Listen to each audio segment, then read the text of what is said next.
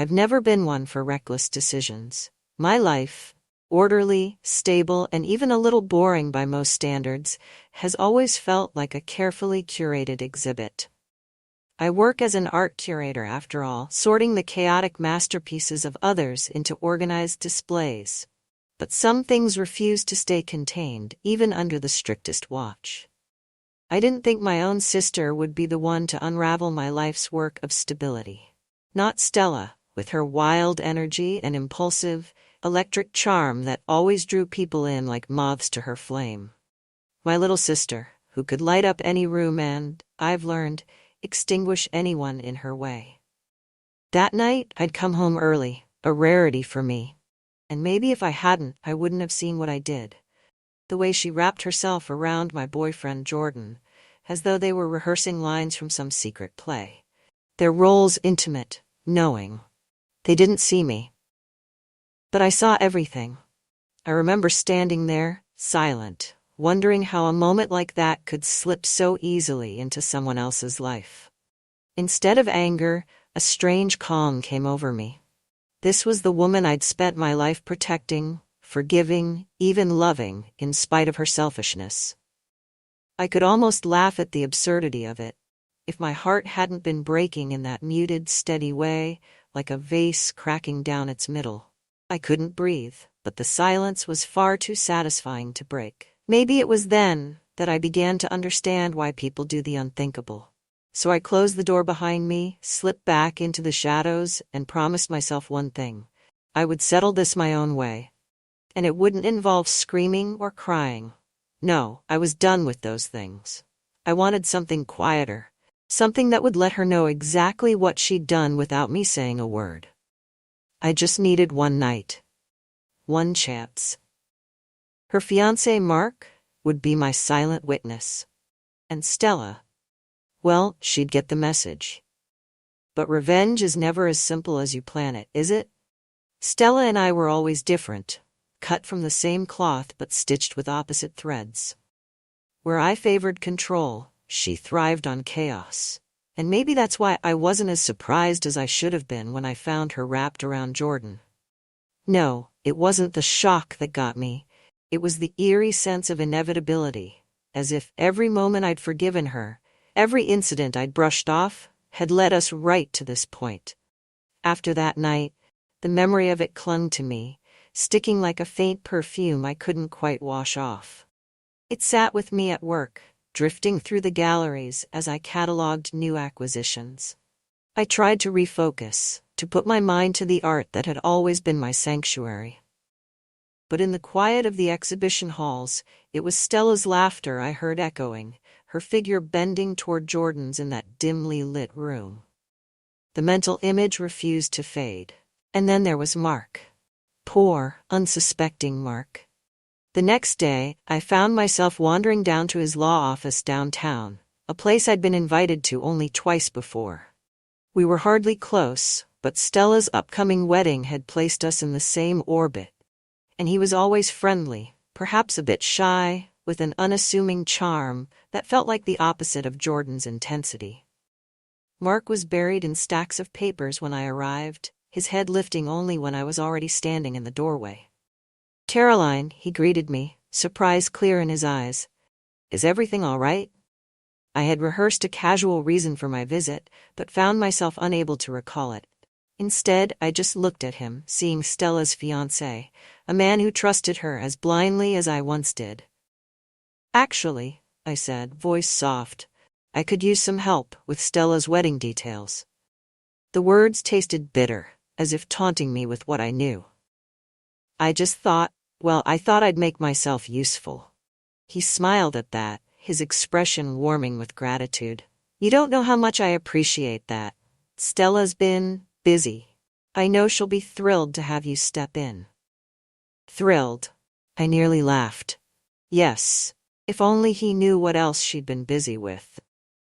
Mark and I spent the next few afternoons together, working through endless wedding details that Stella had left in her usual scattered way.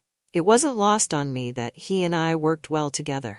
Unlike Stella, who always found new ways to avoid responsibility, Mark took everything seriously, his his brow furrowing as he worked over each detail. We discussed floral arrangements, seating charts, even the types of wine best suited to each course.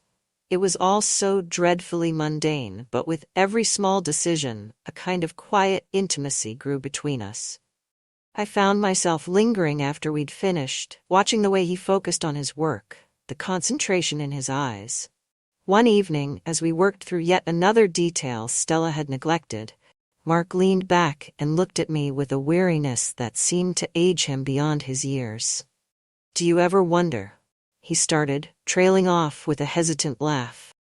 "Do you ever wonder if she even cares about all this? The details, I mean. I don't know if she sees things the same way." It was an innocent enough statement, but I could sense the doubt creeping into his mind. It was the same quiet doubt that had gnawed at me, years of watching Stella play her games without consequence. "Sometimes," I replied, careful to keep my voice even, "Stella doesn't understand the value of the things right in front of her." He gave me a thoughtful look, his brow furrowing, and for a moment I wondered if he saw through the layers I was trying to hide. But he just nodded, letting out a sigh. Our evening meetings became a routine, a strange but comforting ritual that filled the lonely hours after work. I could feel something shifting between us, an awareness that neither of us acknowledged, but both felt. And yet, I told myself this was all part of the plan, that I was just setting the stage. Then came the night I'd been waiting for. It was a Thursday evening, a rare moment of calm in the week leading up to the wedding. Mark had invited me to his place under the pretense of finalizing last-minute details, and as I sat there, glass of wine in hand, watching the way he moved with that quiet, steady focus, I felt the urge I'd been suppressing rise to the surface. "I don't know how you do it," I said finally, watching him with a slight smile. "All this patience. I think I would have lost my mind by now." He chuckled, shaking his head. "Sometimes I wonder if I'm cut out for it, for marriage, for this life." There it was, the admission I'd been waiting for, a crack in his resolve. And all at once, my plan felt almost too easy, too perfectly set up. I placed my glass down, meeting his gaze with a steady intensity I hadn't allowed myself to show before. "Maybe it's the idea of who we're marrying," I murmured, "that scares us more than the idea of marriage itself." There was a beat of silence, his eyes searching mine as if trying to read some hidden truth. Then, without another word, he reached for my hand. What happened after that wasn't planned, but as I'd learned that night, even the best-laid plans can't prepare you for the moment when a line is crossed. And crossing it felt as if I'd been waiting for this release my entire life. The morning after, I awoke with a sense of clarity I hadn't felt in years. It wasn't guilt that filled me, but a deep satisfaction, as if I'd finally restored some kind of balance. But the sense of victory was fleeting, replaced by a heavier, more dangerous realization. I'd crossed a line I couldn't uncross, and now the consequences of that act would unravel in ways I hadn't foreseen. I spent the next few days acting as if nothing had happened. Stella flitted around in her usual manic style, excitedly sharing wedding details she probably didn't even care about. But I noticed a shift in Mark. There was a subtle distance to him, a hesitation when he spoke to her. His eyes would flicker to me in moments when Stella wasn't looking, a reminder of the secret we now shared. And yet, the final piece of my plan remained. The video I'd recorded during that single night we shared. I'd intended it to be my weapon, my final way to make Stella see the consequences of her selfishness. But now, with the video hidden away on my phone, I felt the weight of what I held. It was both a key to her ruin and a reminder of what I'd become. It wasn't long before Stella sensed something was off. Perhaps it was Mark's newfound distance, or the lingering glances he stole at me when he thought no one was looking. It came to a head 2 days before the wedding, when Stella cornered me at a family dinner, her eyes narrow and questioning. "You've been acting strange," she accused, her voice low enough for only me to hear. "And don't think I haven't noticed the way Mark looks at you. Did something happen?" Her accusation hung in the air between us, and for a moment I considered denying it, brushing her off as I'd done 1,000 times before. But there was a dark satisfaction in finally letting her see the truth. "Maybe," I whispered back, my voice laced with barely restrained anger. "You should consider what happens when people you take for granted decide to show you who they really are." Her face paled. But before she could respond, I turned and walked away, leaving her standing there, caught between disbelief and suspicion. And as I walked, I felt the weight of the secrets I carried. Heavy, dark, and thrillingly dangerous. 2 days before the wedding, the tension was thick enough to cut. Stella's sharp gaze followed me everywhere, though I pretended not to notice. She didn't know exactly what had happened between Mark and me, but I could see the paranoia creeping in, her mind filling with all the possibilities. It was the same kind of suspicion I'd once felt when I caught her with Jordan. Now it was her turn to feel that nagging sense of betrayal, that gnawing doubt about the people she trusted most. But I still hadn't decided what to do with the video. Part of me wanted to end the charade, to let her see exactly what had happened and watch her world crumble. And yet another part of me hesitated, unsure if I could actually go through with it. Revenge was intoxicating, but the fallout was something I hadn't fully calculated. Mark was avoiding me, as expected.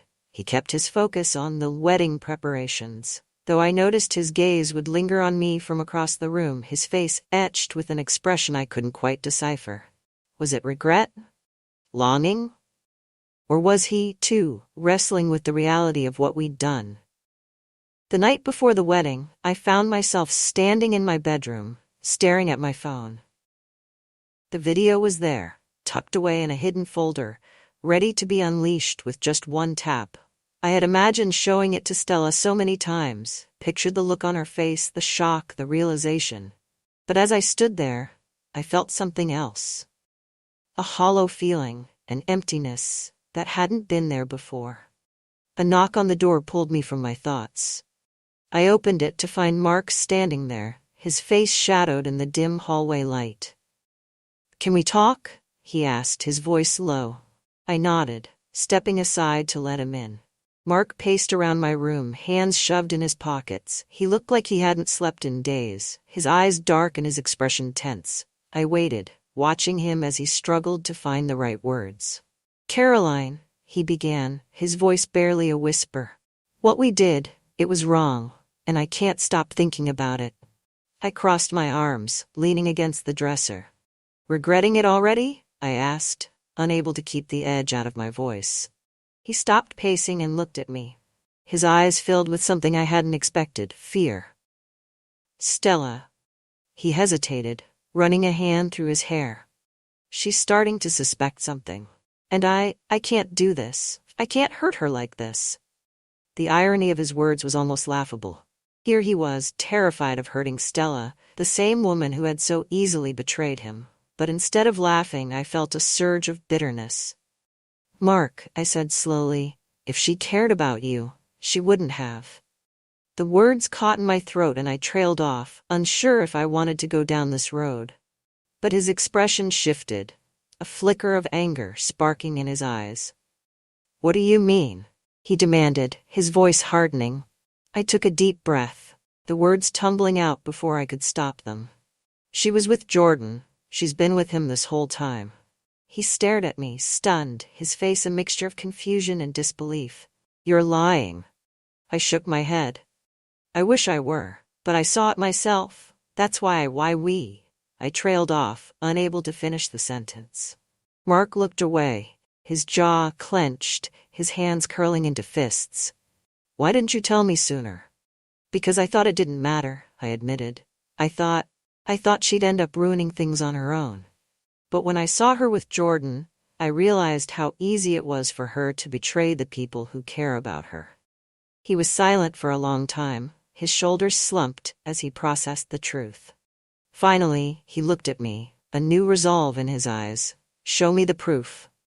The next morning, just hours before the wedding, Mark and I found ourselves in his office, where I pulled up the video on my phone. His hands shook as he took it from me, his face pale as he watched the screen. The silence stretched between us, thick with tension and unspoken words. When the video ended, he handed the phone back to me, his face etched with a mixture of anger and heartbreak. "I can't believe it," he murmured, more to himself than to me. "After everything?" All those years. I placed a hand on his shoulder, feeling an unexpected wave of sympathy. "Now you know the truth. You deserve better than this, Mark. You deserve someone who actually cares about you." He looked at me, his eyes searching mine. "And what about you, Caroline? Why didn't you tell me sooner? Why did you let it get this far?" I didn't have an answer for him, at least not one I could say out loud.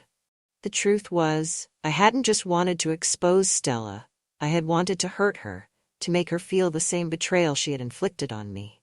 But now, seeing the pain in Mark's eyes, I wasn't so sure if it had been worth it. As he turned to leave, I grabbed his arm, stopping him. "What are you going to do?" He paused, his gaze distant. "I don't know, but I can't go through with the wedding." A part of me felt relieved, vindicated even. But as I watched him walk away, I couldn't shake the feeling that this was only the beginning of the fallout. When Stella's wedding day dawned, she was blissfully unaware of the storm brewing around her. I watched her from a distance as she laughed and chatted with her bridesmaids, her excitement palpable. But as the minutes ticked by, a sense of dread settled over me. I had set this in motion, and now, with Mark's decision looming, I wasn't sure if I was ready to face the consequences. The ceremony was scheduled for noon, but by 11:30, there was still no sign of Mark. Stella started to notice, her excitement shifting to confusion, then worry. She paced the room, her gaze flicking to the door every few seconds, her hands clutching her bouquet tightly. Finally, at 1:45, Mark arrived, his face pale and expressionless. Stella rushed over to him, relief flooding her face, but he barely looked at her. "We need to talk," he said, his voice low but firm. They stepped outside, leaving the bridal party in tense silence. I stayed back, my heart pounding as I waited, unsure of what would happen next. Minutes later, Stella burst back into the room, her face flushed with anger and hurt. The wedding was off. The news spread quickly, the whispers and shocked gasps filling the air as guests scrambled to understand what had happened. Stella was inconsolable, demanding answers from everyone, anyone who would listen. But Mark was gone, having disappeared without a word, leaving Stella to face the humiliation alone. I stayed behind, watching her from a distance as she struggled to keep herself together. But when her gaze landed on me, her expression shifted, suspicion flaring in her eyes. "You," she spat, storming over to me. "This is your fault, isn't it?" I held my ground, meeting her glare with a calm I didn't entirely feel.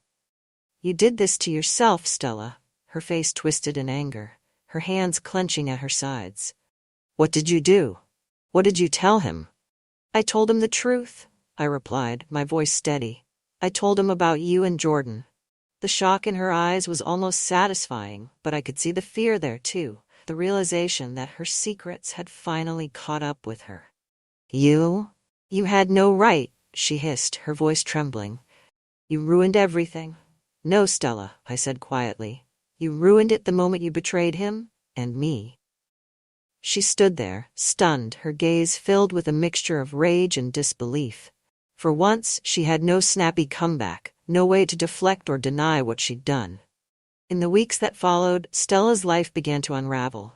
Her engagement was over, her reputation in shambles, and her once unshakable confidence nowhere to be found. She withdrew from everyone, including me, unable to face the reality of what she'd lost. Mark and I didn't speak after that day. Whatever connection we'd shared had been tainted by the lies, the betrayal, and the secrets we'd kept. He moved away, seeking a fresh start somewhere far from the mess Stella and I had left behind. As for me, I returned to my quiet, orderly life, but things were never quite the same. The satisfaction I'd expected, the sense of justice, had eluded me. Instead, I was left with an emptiness. A hollow reminder of the price of revenge. I never did delete the video. It sits there, buried deep in my phone, a ghost of the past I can't bring myself to erase. Maybe someday I'll let it go. But for now it's a reminder, a cautionary tale about the cost of betrayal, and the lengths we'll go to settle old scores. And maybe, just maybe, a small part of me still waits for the day when I'll get my final chance to make things right. Long months passed. Stella and I hadn't spoken since the wedding day debacle. She had moved to a new city, hoping to escape the whispers and sidelong glances of those who knew what had happened. For a time, I convinced myself that our chapter was closed, that I could lock away the memories and keep them hidden, like the video still buried deep in my phone. But secrets, I've learned, don't stay buried. They resurface, forcing you to face the uglier parts of yourself when you least expect it. It was a quiet Saturday when my phone rang, the name on the screen surprising me. Stella. I hesitated, my thumb hovering over the screen, debating whether to answer, but curiosity and perhaps guilt won out, and I tapped accept. Her voice was hollow, like a ghost from another life. Caroline, I need to see you. What's this about, Stella? I asked, wary, but I could sense something different in her tone, an urgency that unsettled me. Please, she said, her voice breaking. I don't know who else to call. We met later that evening at a small, out-of-the-way cafe that I knew would be deserted. Stella looked different. The usual spark in her eyes was gone, replaced by a haunted, vacant stare. She was thinner, her face pale, shadows under her eyes. As I sat across from her, I realized she hadn't met my gaze once. Why did you want to see me? I asked, trying to keep my tone neutral.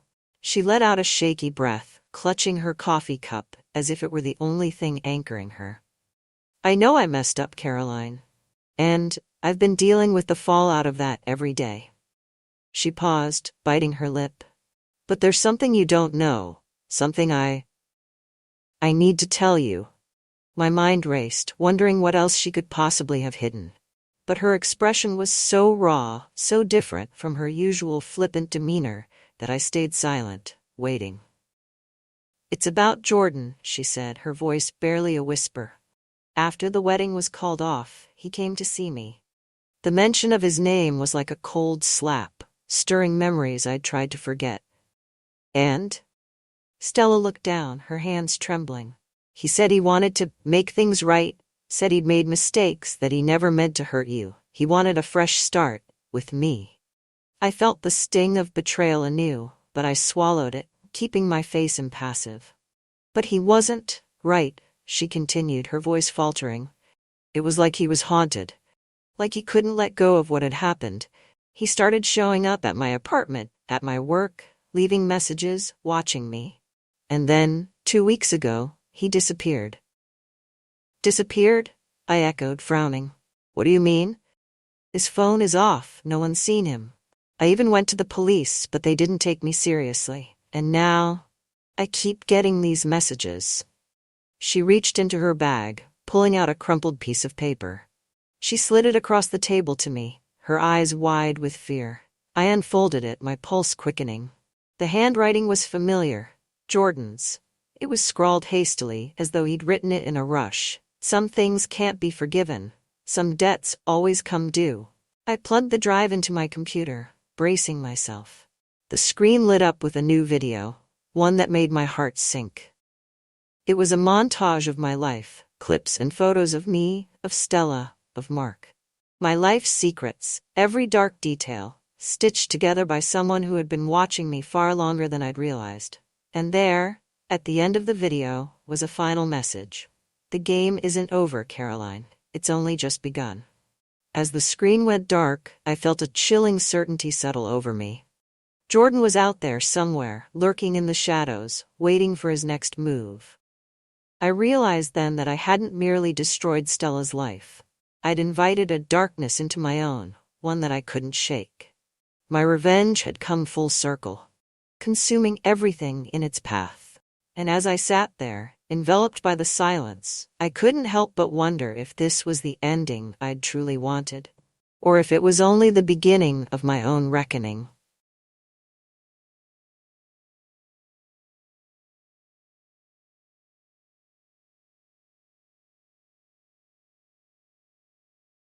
I didn't mean to look, I swear, but the door swung open before I realized, and there he was, dripping wet, no towel in sight, and everything on display. My heart raced. I should have shut the door and walked away, but I froze. And then he looked at me. I'm Evelyn. I'm 54 years old, a paralegal by trade, and recently remarried to a wonderful man named Douglas. At least that's what everyone thinks. My friends at the firm envy me. You got lucky twice, they say, and I nod along, smiling like I have it all figured out. Truthfully, my second marriage has been a mix of comfort and distance.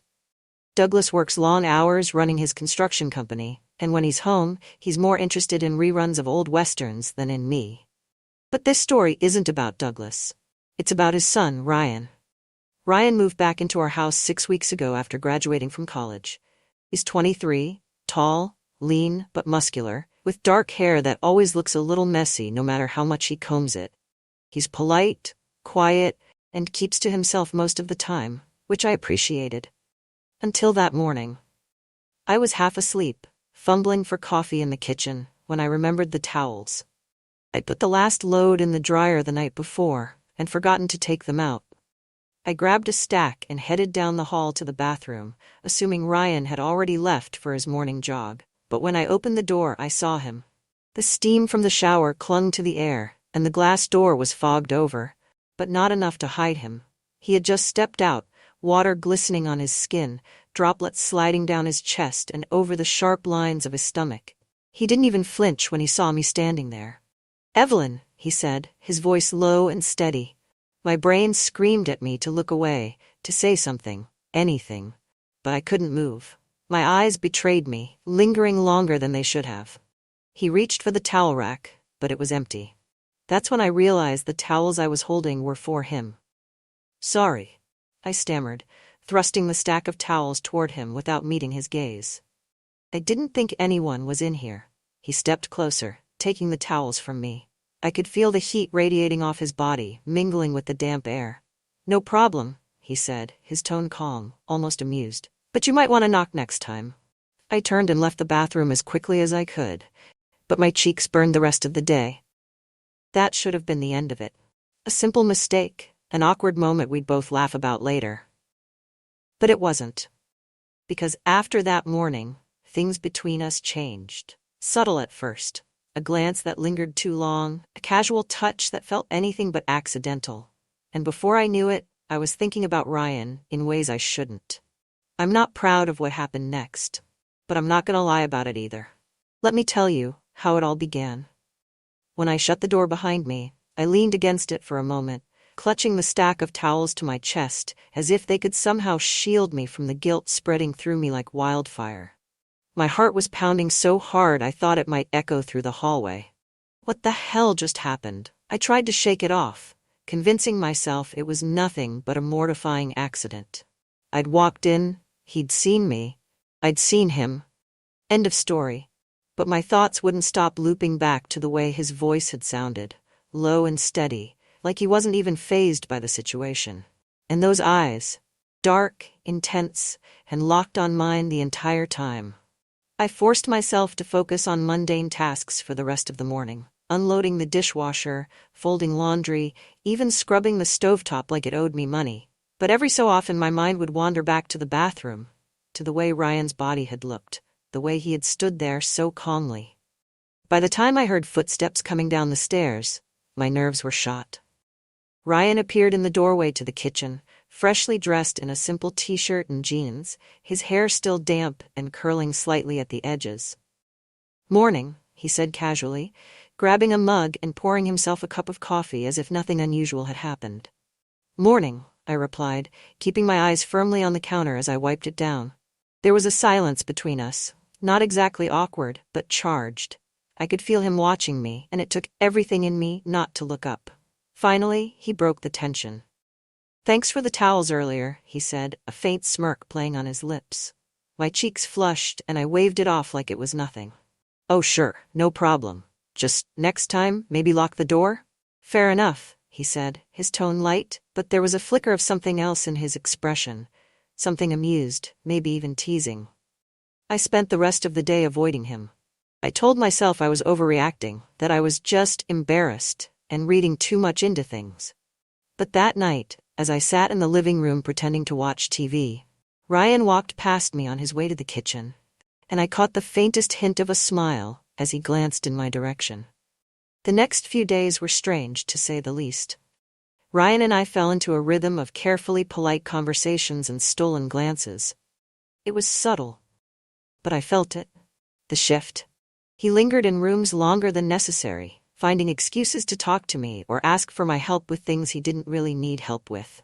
One afternoon, as I stood at the kitchen sink washing dishes, I heard him come in behind me. I didn't turn around, but I could feel him there, close enough that I could sense his presence without seeing him. "Evelyn," he said, his voice softer than usual. I turned off the water and dried my hands, finally turning to face him. "Yeah?" "I've been thinking," he said, his eyes meeting mine. My stomach twisted. "About what?" He hesitated, his gaze flicking to the floor for a moment before coming back to mine. "About what happened the other day, in the bathroom." I froze, gripping the edge of the counter to steady myself. "It was an accident," I said quickly. "Let's just forget about it." He stepped closer, and my pulse quickened. "I'm not sure I can." "Ryan," I began, but he cut me off. "You looked at me, Evelyn," he said, his tone steady but his eyes burning with intensity. "And I saw the way you looked at me." I started to deny it, but the words caught in my throat. "I'm not trying to make this weird," he said, his voice softer now, almost pleading. "But I can't stop thinking about you." The air between us felt thick, heavy. I wanted to tell him to stop, to walk away and pretend this conversation had never happened. But I didn't. Instead, I stood there, staring at him, my heart hammering in my chest. "I think you should go," I managed to say, my voice barely more than a whisper. He nodded, his jaw tightening, and for a moment I thought he was going to argue. But then he turned and walked away, leaving me alone in the kitchen with nothing but the sound of my own heartbeat ringing in my ears. That night, I couldn't sleep. I tossed and turned, replaying our conversation over and over in my mind. The way he had looked at me, the way his voice had sounded when he said he couldn't stop thinking about me. It was wrong. All of it. But no matter how hard I tried, I couldn't push it out of my mind. When I finally drifted off, my dreams were filled with him. His voice, his touch, his eyes. I woke up in a tangle of sheets, my heart racing, and I knew I was in trouble. Because as much as I wanted to deny it, a part of me felt the same way. The days that followed were a blur of tension, and the house felt smaller than ever. Every glance, every moment alone with Ryan seemed to stretch time, as if the universe itself wanted to magnify the space we now occupied together. I told myself it would pass, that things would settle back to normal, but deep down, I knew better. It was a Tuesday afternoon, when the first real crack in my resolve appeared. I had just come back from the grocery store, bags in hand, when Ryan came downstairs. He was wearing a plain white t-shirt and athletic shorts, the kind that hung just loosely enough to be distracting. His hair was damp, as though he'd just showered, and the sight made my pulse quicken. "Need help with those?" he asked, gesturing to the bags. "No, I've got it," I said quickly, trying to avoid eye contact. But Ryan ignored me and grabbed a couple of bags anyway, brushing past me as he headed toward the kitchen. It was such a small thing, really, but the casual way his arm grazed mine sent a shiver down my spine. As we unpacked the groceries together, the silence between us felt almost oppressive. I could feel his eyes on me, and every movement, every breath felt deliberate. Finally, I couldn't take it anymore. "Ryan," I said, my voice sharper than I intended. He stopped mid-motion, a box of cereal in his hand. "Yeah?" I hesitated, suddenly unsure of what I wanted to say. "You've been different lately." He set the box down on the counter and turned to face me fully, his expression unreadable. "Different how?" "You know how," I said, crossing my arms in front of me like a shield. For a moment, he didn't say anything, just stood there watching me. Then slowly, he stepped closer. "Do I make you uncomfortable?" he asked, his voice low. I opened my mouth to answer, but no words came out. He was too close now, close enough that I could feel the heat radiating from him, close enough to see the faint stubble on his jaw. "Because I don't want to make you uncomfortable," he said, his gaze locking onto mine. "But I don't think that's what's happening here." My heart was pounding so hard I thought it might burst. "Ryan, this has to stop," I said, my voice trembling. "Why?" he asked, his tones soft but unyielding. "Because it's wrong," I said, trying to muster some kind of authority. "Is it?" he countered, his voice dropping even lower. "Or are you just scared of how it makes you feel?" I stared at him, my mind spinning. How was he so calm, so sure of himself, when I felt like my entire world was teetering on the edge of collapse? Before I could respond, he stepped back, breaking the tension. "Okay," he said simply. "I'll back off, if that's what you really want." Then he turned and walked out of the kitchen, leaving me standing there, my heart racing and my resolve crumbling. The rest of the week passed in a haze of avoidance. I buried myself in work, volunteering to take on extra cases at the office just to stay out of the house. But no matter how busy I kept myself, I couldn't escape the thoughts that kept creeping in. The way Ryan had looked at me, the way his voice had sounded, it was like he had planted something inside me, something I couldn't ignore, no matter how hard I tried. One night, after Douglas had gone to bed, I found myself sitting on the couch with a glass of wine, staring blankly at the television. I was so lost in thought that I didn't hear Ryan come in until he was standing right behind me. "Can't sleep?" he asked, his voice soft. I turned to look at him, and my breath caught in my throat. He was wearing a fitted t-shirt and sweatpants, his hair slightly messy like he had just rolled out of bed. "Something like that," I said, trying to sound casual. He moved around the couch and sat down next to me, too close for comfort. I should have gotten up, should have made some excuse to leave, but I didn't. Instead, I stayed right where I was, my pulse quickening as his presence filled the space around me. "You've been avoiding me," he said after a moment, his tone matter of fact. I laughed nervously. "I've been busy." "Is that what you're telling yourself?" he asked, his voice laced with a quiet intensity that made my stomach twist. I turned to face him, and for a moment we just stared at each other. The air between us felt charged, like a storm about to break. I wanted to say something, to tell him to stop, but the words wouldn't come.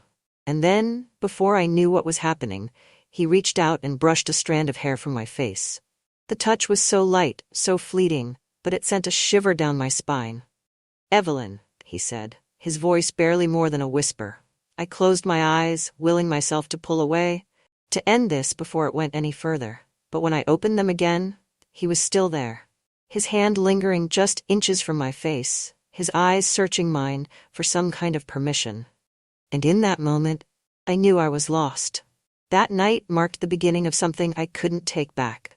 A line had been crossed, and there was no going back now. But what I didn't know then was just how far it would go, and how much it would cost me. I had always imagined that crossing a line like this would feel like a sharp, decisive moment. A clean break from one reality into another. But it wasn't like that. It was subtle, gradual, like slipping into warm water before realizing it's scalding hot. The night Ryan touched my face, we didn't say another word. He didn't push further, didn't try to kiss me. He just stayed there, his hand brushing against my cheek for a moment longer before he stood and left the room. But that single moment changed everything. The days that followed were unbearable.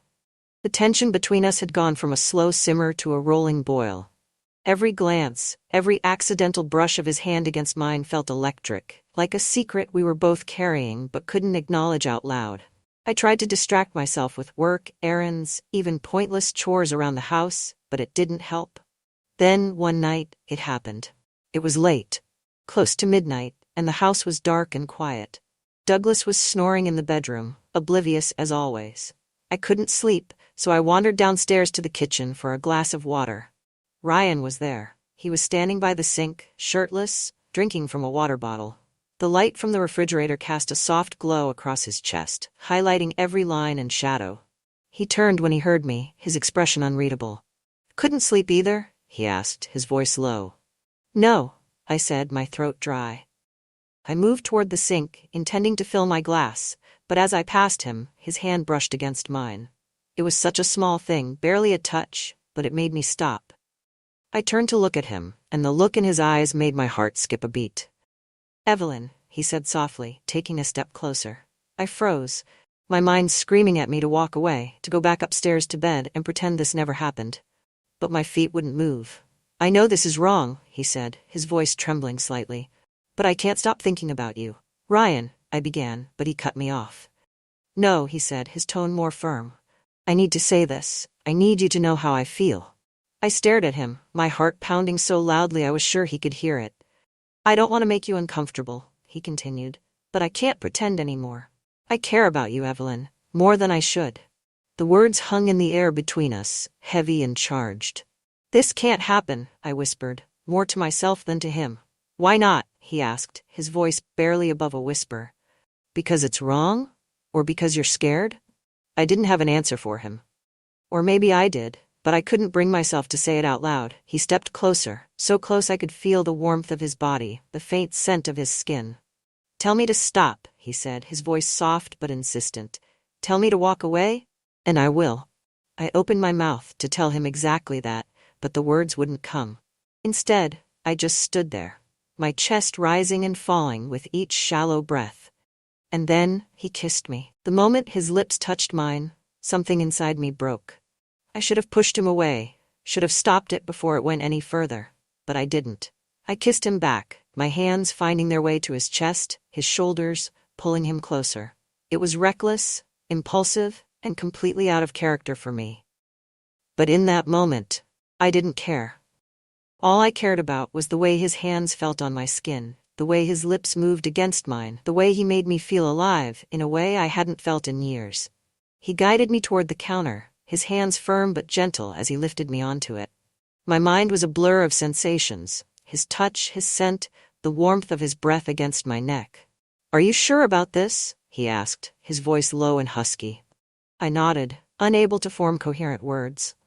The rest of the night was a haze of stolen touches and whispered words, a whirlwind of passion that left me breathless and reeling. It wasn't until the early hours of the morning, as I lay in bed staring at the ceiling, that the weight of what I had done truly hit me. I had crossed a line that couldn't be uncrossed, made a choice that would change everything, and as much as I hated myself for it, a part of me couldn't bring myself to regret it. Because for the first time in years, I felt something.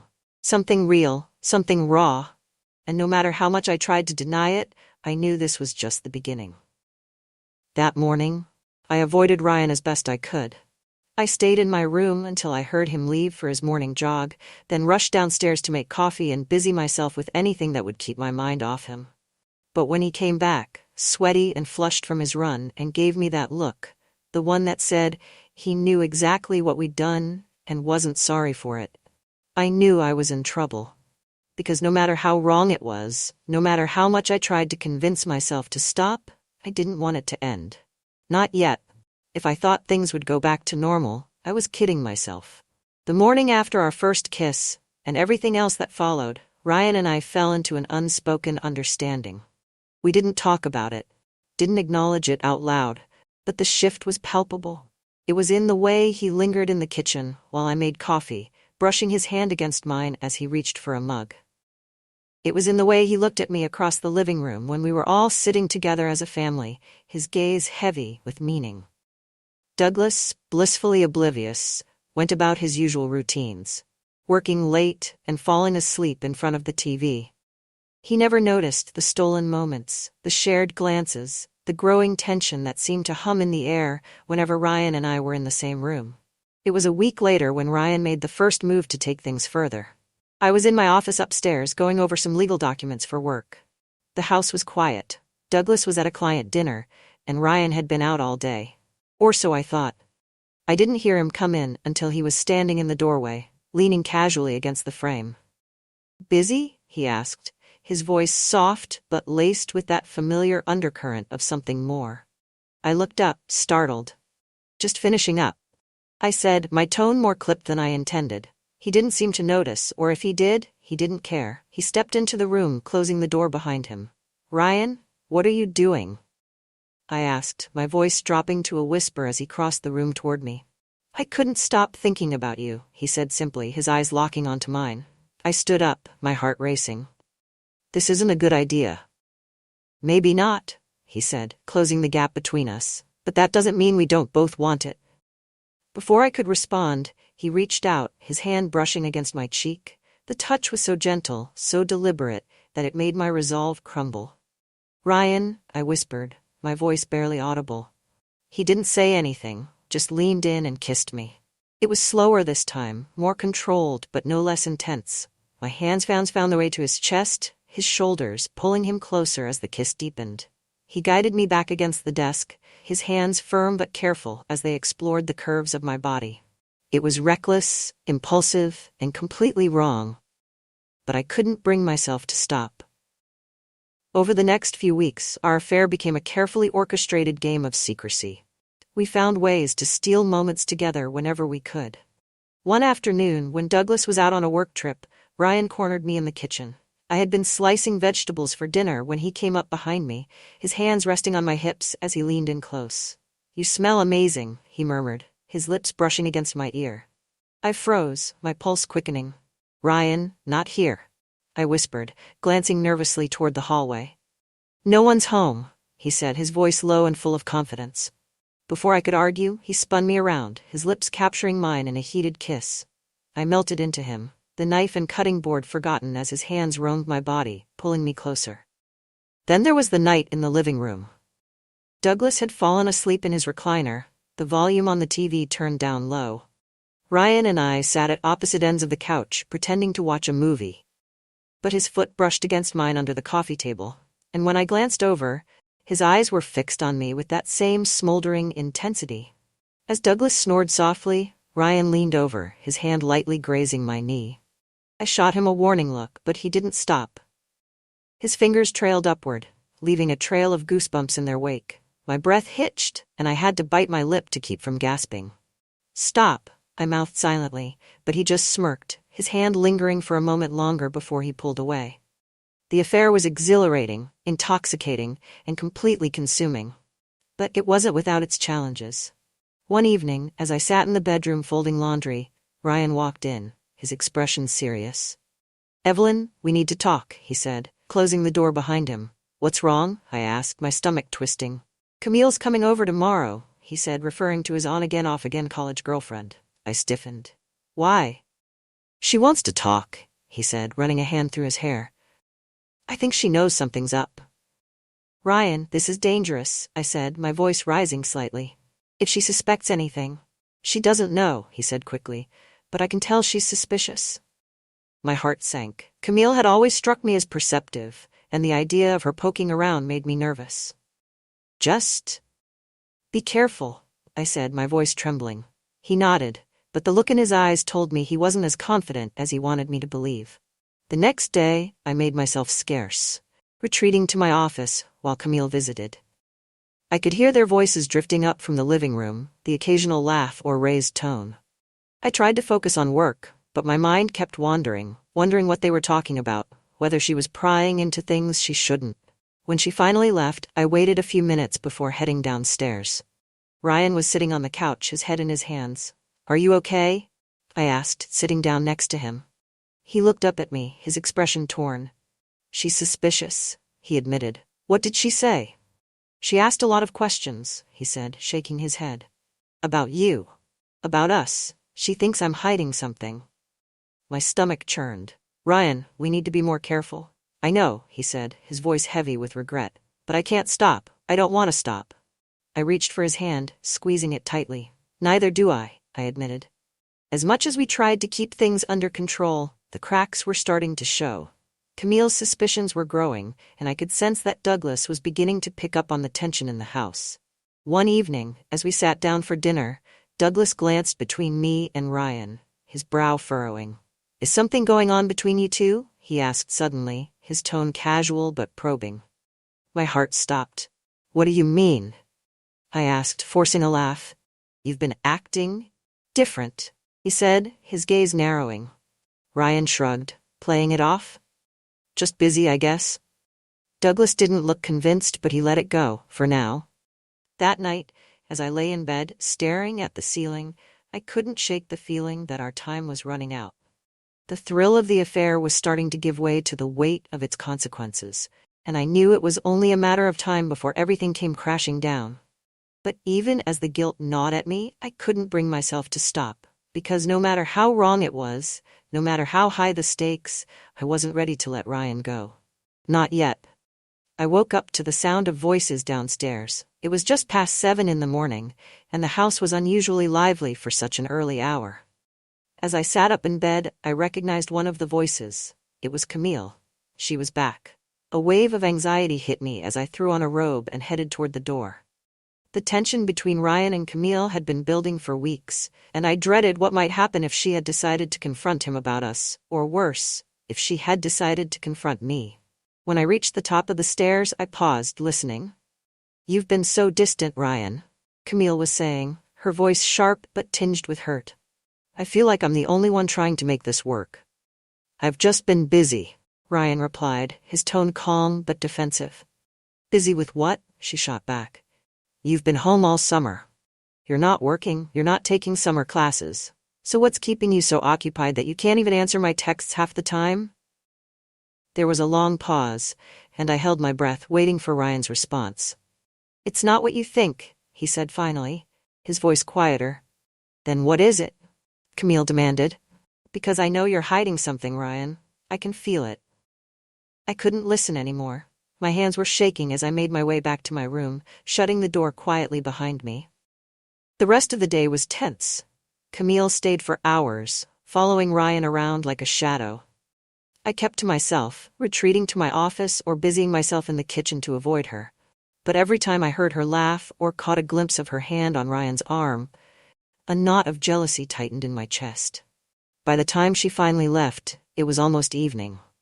I waited a few minutes before heading downstairs, where I found Ryan in the living room, pacing. "What happened?" I asked, my voice low.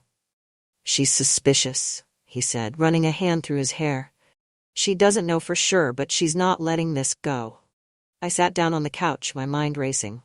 "Ryan, we have to be more careful. If she finds out—" "I know," he interrupted, his voice sharp. Then he sighed and sat down next to me, his shoulders slumping. "I don't know what to do, Evelyn. I don't want to lose you, but I feel like everything's closing in on us." I reached for his hand, squeezing it tightly. "We'll figure it out," I said, trying to sound more confident than I felt. But even as I said the words, I couldn't shake the feeling that he was right. The first real crack came 2 days later. I was in the kitchen, chopping vegetables for dinner, when I heard the sound of my phone buzzing on the counter. I glanced at the screen and froze. It was a text from Camille. "We need to talk. Call me." My heart dropped. I quickly deleted the message, but my hands were shaking as I returned to my chopping. Why would Camille be texting me? Did she know? That evening, after Douglas had gone to bed, I confronted Ryan. "Camille texted me today," I said, my voice trembling. His eyes widened. "What? What did she say?" "She wants to talk," I said. "Ryan, I think she knows." "She doesn't know," he said quickly, but his voice wavered. "She's probably just fishing for something." "What if she's not?" I pressed. "What if she's already figured it out? Ryan, this could ruin everything." He ran a hand through his hair, his expression torn. "I'll talk to her," he said finally. "I'll make her back off." "Ryan, you can't just talk your way out of this," I said. "She's not stupid." "I'll handle it," he said, his tone more forceful this time. But I wasn't convinced. The confrontation I had been dreading finally came 2 days later. Camille showed up unannounced, catching me off guard as I was leaving for a meeting.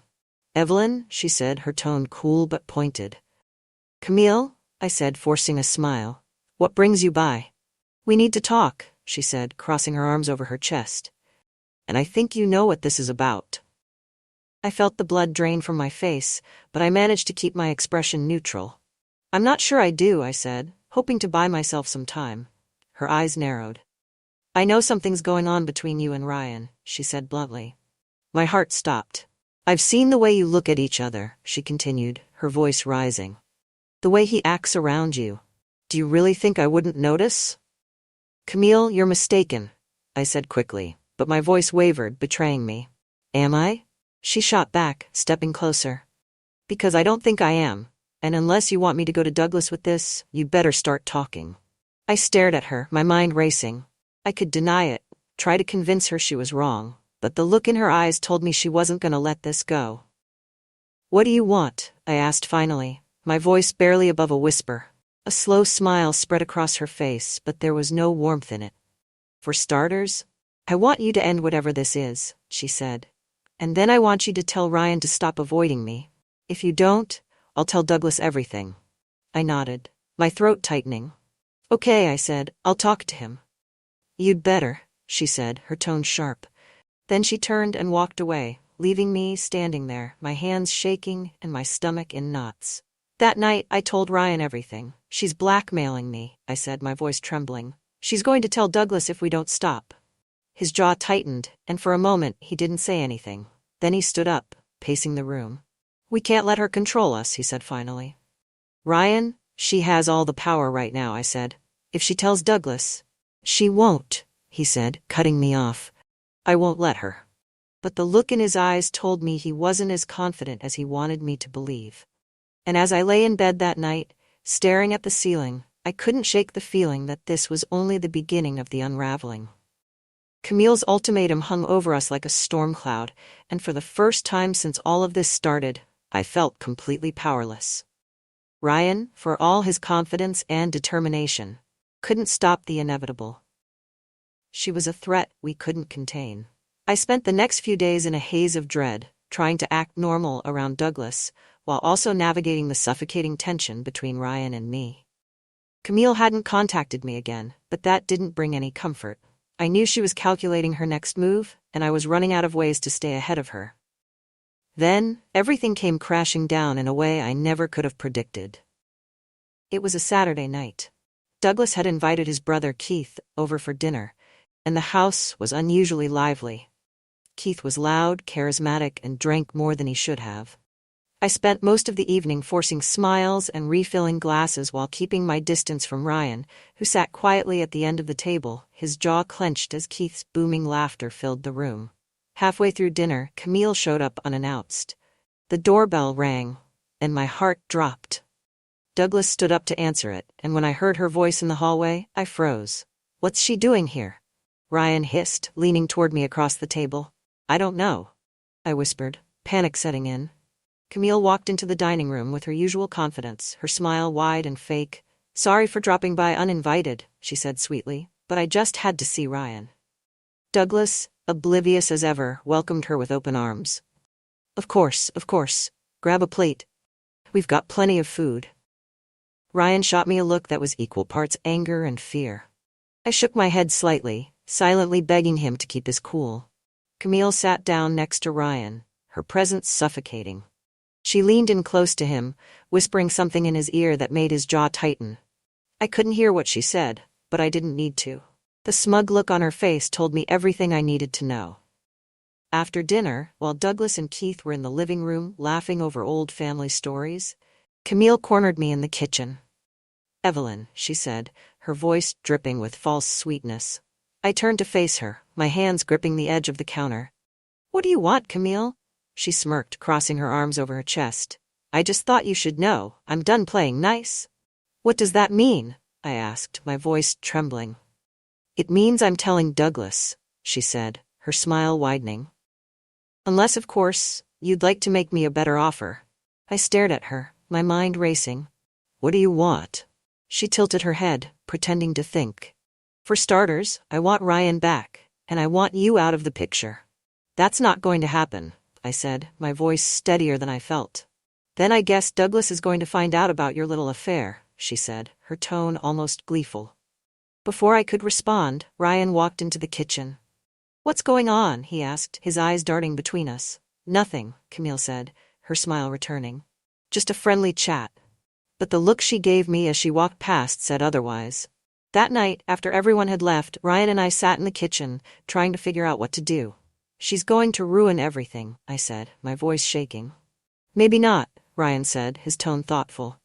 What do you mean? I mean, maybe we can beat her to it, he said, his eyes meeting mine. I frowned. What are you talking about?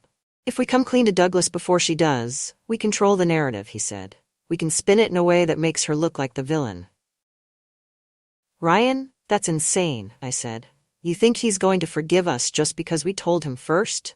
No, he admitted. But at least we won't be blindsided when she tries to blow everything up. I stared at him, my mind spinning.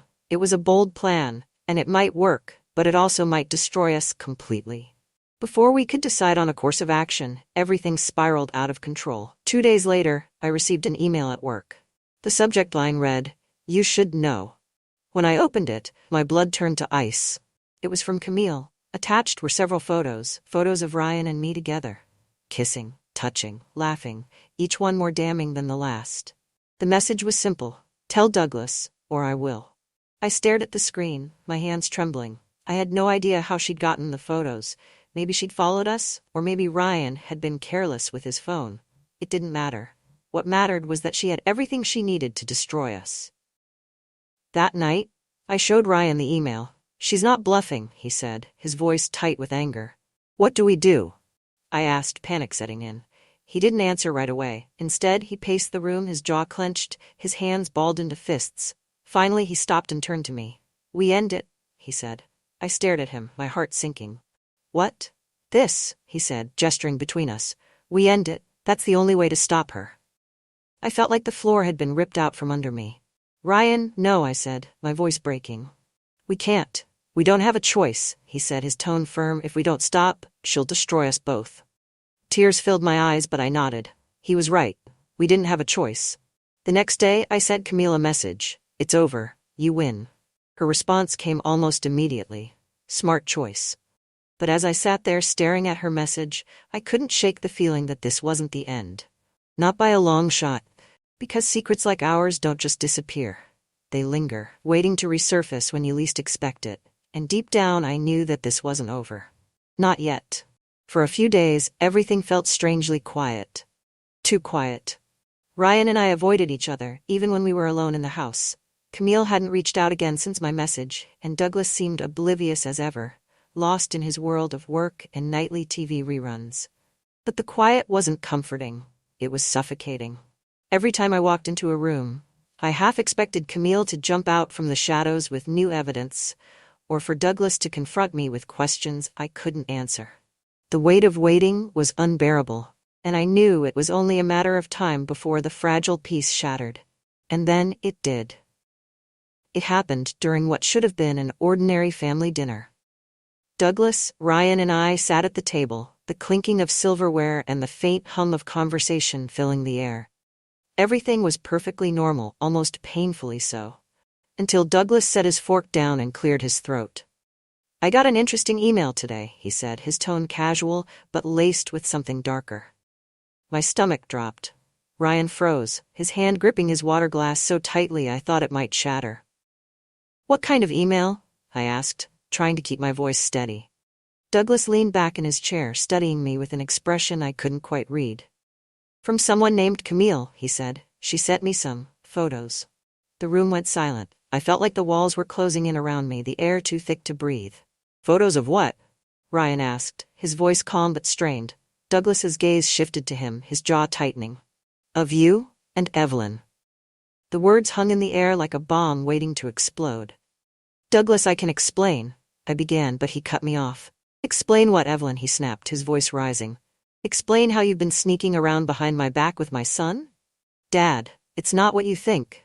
Ryan started, but Douglas slammed his hand on the table, cutting him off. "Don't you dare," he said, his voice trembling with anger. "Don't you dare try to defend this." The room was so tense it felt like it might break apart. I could see the betrayal in Douglas's eyes, the way his face flushed red with fury. "How long?" he demanded, his gaze swinging back to me. "How long has this been going on?" I opened my mouth to answer, but no words came out. What could I say? That it was a mistake? That I hadn't meant for it to happen? None of it would matter. "Douglas, please," I said, my voice breaking.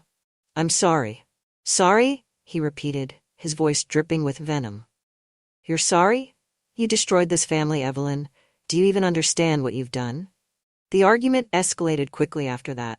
Douglas yelled, Ryan tried to interject, and I could barely keep up with the barrage of accusations and insults being hurled across the table. At one point, Douglas stood up, his hands balled into fists as he loomed over Ryan. "You're supposed to be my son," he shouted. "How could you do this to me?" Ryan stood his ground, his voice steady but defiant. "You were never around, Dad. You don't even see her. You don't see anything. That doesn't give you the right to." Douglas stopped mid-sentence, shaking his head in disbelief. "I can't even look at either of you right now." He stormed out of the room, slamming the door behind him. The sound echoed through the house like a gunshot. For a moment, Ryan and I just stood there in stunned silence, the weight of what had just happened settling over us like a heavy blanket. "This is my fault," I said finally, my voice barely above a whisper.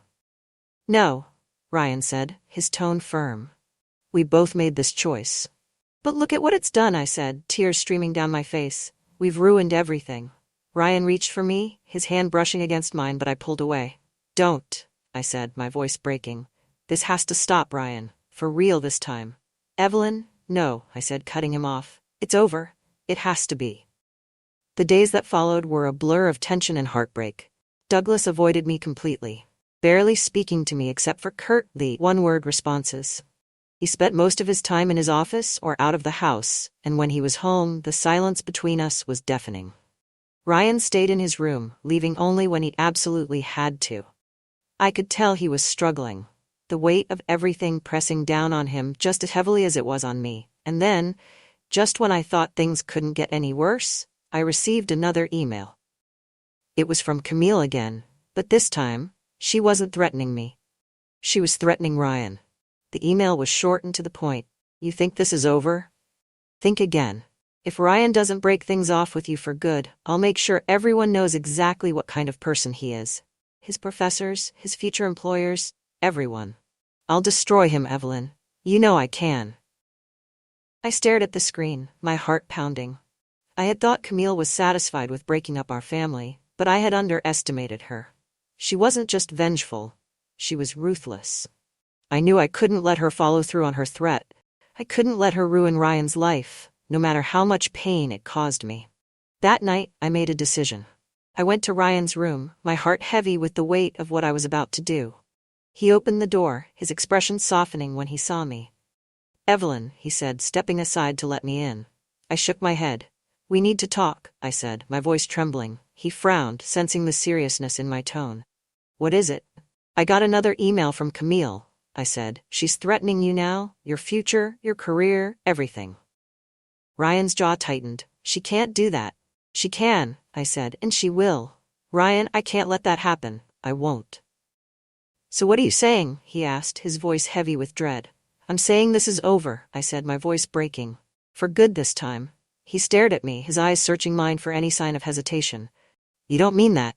"I do," I said, tears streaming down my face. "I love you, Ryan. But it's too much. It's hurting everyone. It's hurting you." He didn't say anything, just stood there, his shoulders slumping as the weight of my words sank in. "Please," I said, my voice barely more than a whisper. "Let me go." When I left his room that night, I knew I had made the right choice. But that didn't make it any less painful. As I lay in bed, staring at the ceiling, I couldn't stop the tears from falling. I had lost everything. My marriage, my family, and now Ryan. But I also knew that this was the only way to pick up the pieces. If there were any pieces left to pick up at all.